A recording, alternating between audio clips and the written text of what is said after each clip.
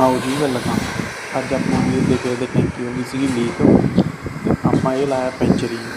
ਬਹੁਤ ਵਧੀਆ ਕੰਮ ਕਰਦਾ ਹੈਗਾ, ਅਤੇ ਪਲੰਬਰ ਵੀਰ ਵੀ ਦੱਸਿਆ ਕਰੋ ਹੋਰ ਵੀ ਇਹ ਤੋਂ ਵਧੀਆ ਕੋਈ ਆਈਟਮ ਆਉਂਦੀ ਹੈ ਜਾਂ ਇਹੀ ਬਹੁਤ ਵਧੀਆ।